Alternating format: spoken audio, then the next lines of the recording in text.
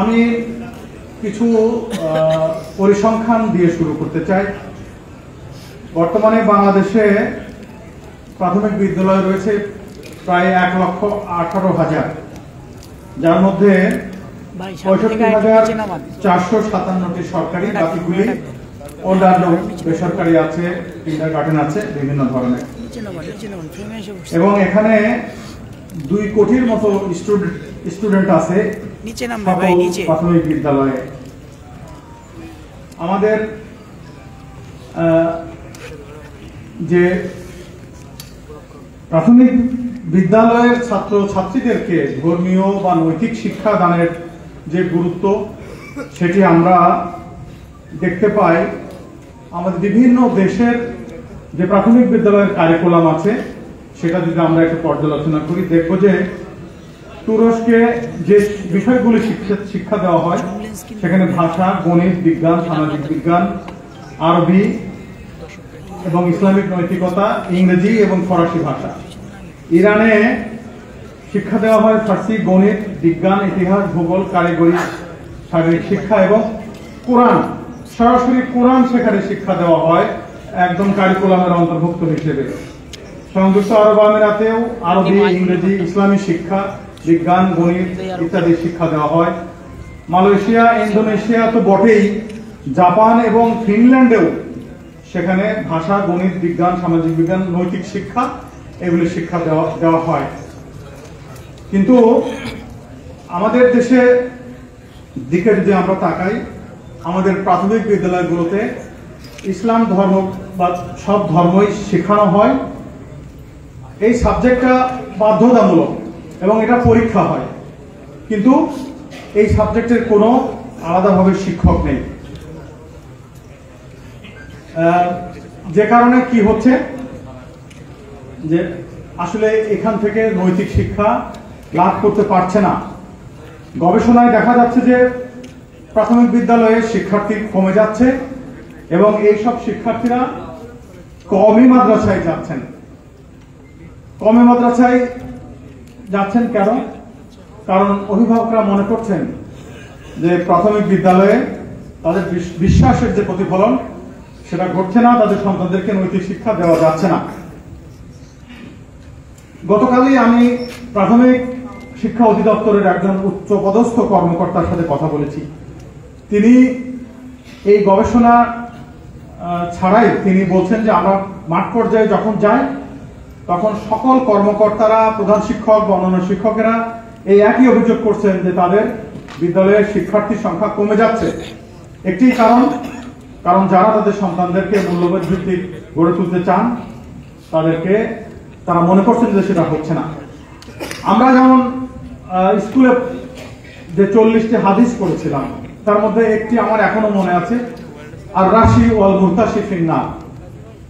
হয়তো এতসাস ঠিক হলো কিনা জানি না, কিন্তু এটুকু মনে আছে, অর্থাৎ ঘুষদাতা এবং ঘুষ গ্রহীতা উভয়ই জাহান্নামী। এই যে স্কুলে শিখেছিলাম, এটা মনের মধ্যে এখনো আছে।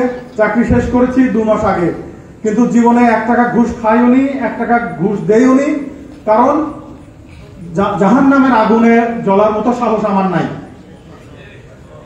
কাজেই যদি আমি একটি শিশুর মনে এই ধারণাটা দিয়ে দিতে পারি যে আমার নৈতিকতা শিখতে হবে, তাহলে এটা সম্ভব। অপরপক্ষে আমরা যদি সঙ্গীত শিক্ষকের বিষয়টা আসি, সঙ্গীত শিক্ষক এটা পড়ানো হয় আর ইতিমধ্যে আছে। শিক্ষক এতদিন ছিল না, এই সাবজেক্টে কোনো পরীক্ষাও কিন্তু হয় না।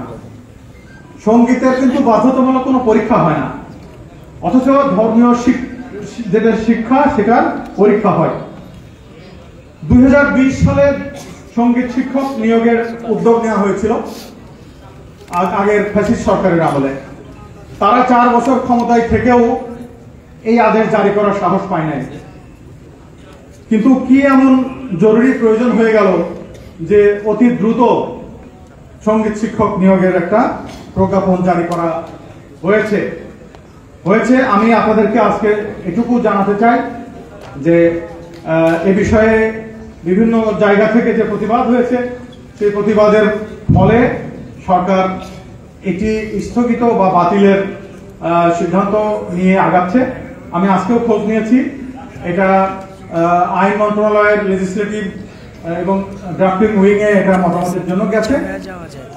আশা করা যায় যে সামনের সপ্তাহ বা তার পরের সপ্তাহে এই মতামত আসলে নতুন প্রজ্ঞাপন জারি হবে, যেখানে এই শিক্ষক পদ থাকবে না। আমি ধর্মীয় শিক্ষক নিয়োগের প্রয়োজনীয়তা কেন, সেটা দুটো কারণ আমি বলতে চাই। অনেক কারণে আছে, তার মধ্যে একটা হলো যে আমাদের যে শিক্ষকেরা আছেন এখন প্রাইমারি স্কুলে, তারাই ধর্ম শিক্ষা শেখাচ্ছেন। কিন্তু যদি আমি সহিভাবে কোরআন যদি প্রাথমিক বিদ্যালয়ে শিখতে চাই, সেটা কি একজন স্কুল কলেজ ইউনিভার্সিটিতে পড়া শিক্ষকের পক্ষে সম্ভব? অর্থাৎ সেখানে তাজবিদ শেখানোর কোনো উপায় নাই। অন্য আরেকটি বিষয় আমাদের দেশের জন্য সার্বিকভাবে প্রয়োজন, সেটা হলো আরবি ভাষা শিক্ষা যদি আমরা দিতে পারতাম। আপনারা জেনে অবাক হবেন যে ইন্ডিয়াতে হিন্দু শিক্ষার্থীরা মাদ্রাসায় ভর্তি হচ্ছে শুধু আরবি ভাষা শেখার জন্য, যেন তারা মধ্যপ্রাচ্যে চাকরি পায়। এবং আপনারা এটাও জানবেন যে মধ্যপ্রাচ্যে আমাদের যারা যায়, তারা যে চাকরি করে, ইন্ডিয়ার হিন্দুরা তাদের সুপারভাইজারের চাকরি করে, বিকজ তারা আরবি ভাষাটা শিখে যায় এবং তারা 3 গুণ বেতন পায়। কাজেই আমরা যদি আরবি ভাষা প্রাথমিক বিদ্যালয় থেকে তাদেরকে কমিউনিকেটিভ আরবি এবং তাজবিদ এই দুটা জিনিস যদি শেখাতে চাই, তাহলে আমরা দিন দুনিয়া দুই জায়গায় আমরা উপকৃত হব।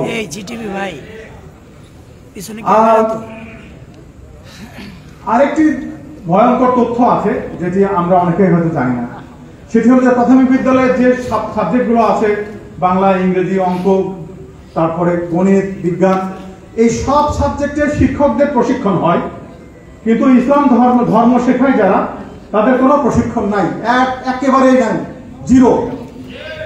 কিভাবে এই শিক্ষাটাকে আসলে দমিয়ে রাখার চেষ্টা করা হয়েছে সেটা একটা উদাহরণ। আমি আরেকটি স্ট্যাটিস্টিক্স আপনাদেরকে দিতে চাই, যে বললাম 2 কোটির মতো স্টুডেন্ট আছে, সেখানে আমাদের বিভিন্ন ধর্মের শিক্ষক এবং ছাত্রের অনুপাত, বৌদ্ধ ধর্মে 1:15, একজন শিক্ষকের আন্ডারে 15 জন গড়ে ছাত্র আছে। হিন্দু ধর্মে 1:15 জন ছাত্র আছে। আর ইসলাম ধর্মের 1:29, অর্থাৎ ডাবল। একজন মুসলিম শিক্ষকের এগেনস্টে 30 জন প্রায় ছাত্র আছে, আর অন্য ধর্মের 15 জন আছে। এটাও একটা বৈষম্যের প্রতীক। আরেকটি তথ্য হলো যে আমাদের প্রাইমারি স্কুলে যে পাঠদান করা হয়, সেই পাঠদানের সময় দেখা যাচ্ছে সবচেয়ে কম হলো ধর্ম ও নৈতিক শিক্ষায়। প্রাথমিক বিদ্যালয়ে 1ম থেকে 5ম শ্রেণী পর্যন্ত আপনার কোনো সাবজেক্টে 22% সময় দেওয়া হয়, 14%, 18%, 10%, কিন্তু ধর্ম নৈতিক শিক্ষায় দেওয়া হয় 6%, সবচেয়ে কম। এমনকি শিল্পকলাতেও 10% সময় দেওয়া হয়, আর ধর্ম শিক্ষায় দেওয়া হয় মাত্র 6% সময়। আমি আর কথা বাড়াবো না, আমি এবার সুপারিশগুলো আপনাদের সামনে সংক্ষেপে তুলে ধরতে চাই। আমি মনে করি যে 1ম শ্রেণী থেকেই ধর্ম বই থাকা উচিত। এখন 3য় শ্রেণী থেকে আছে, 1ম শ্রেণী থেকে ধর্ম বই থাকা উচিত, প্রথম কথা। দ্বিতীয় হলো যে অবশ্যই আপনারা যে জন্য আজকে এই সেমিনার ডেকেছেন, ধর্মীয় শিক্ষক নিয়োগ দিতে হবে।